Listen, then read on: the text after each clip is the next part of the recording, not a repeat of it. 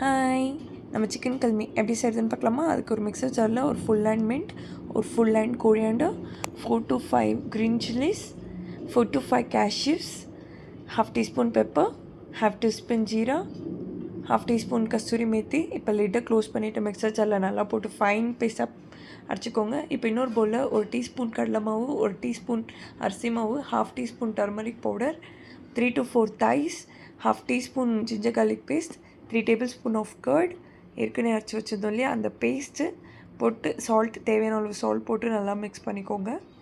இப்போ இது 15 to 25 minutes ஒரு எல்ஸ் 30 மினிட்ஸ் கூட நல்லா மேரினேட் ஆகட்டும். இப்போ சைடில் நான் பட்டர் எடுத்து வச்சுருக்கேன்.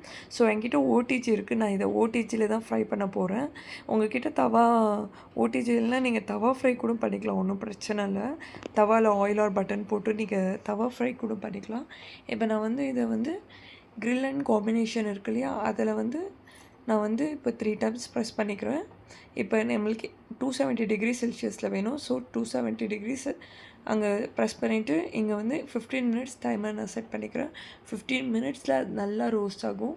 ஸோ உங்கள்கிட்ட ஓடிஜி இல்லைனா நீங்கள் தவாவில் கூட ஃப்ரை பண்ணிக்கலாம். எப்படின்னா கொஞ்சம் ஆயில் போட்டுட்டு அதை பட்டர் போட்டு நல்லா நீங்கள் தவாவில் கூட நீங்கள் ரோஸ்ட் பண்ணிக்கலாம். அதுவுமே இன்னும் நல்லா ஜூஸியாக டேஸ்டியாக தான் இருக்கும். ஸோ இது நல்லா இதாக இருக்குது. இப்போ 15 மினிட்ஸ் ஆனோடனே இப்போ எடுத்து இன்னொரு சைடு, அதாவது இவ்வளோ நேரம் ஒரு சைடு தான் வெந்திருக்கு. இப்போ இன்னொரு சைடு அதை பட்டர் ரோஸ்ட் பண்ண போகிறோம். பட்டர் மேலே போட்டுட்டு இதை grill மோடில் நான் 10 மினிட்ஸ் நான் அதை நல்லா ஃப்ரை பண்ணிக்கிறேன். ஆஃப்டர் 10 மினிட்ஸ் பார்த்தீங்கன்னா சிக்கன் கல்மி இப்படி தான் இருக்கும்.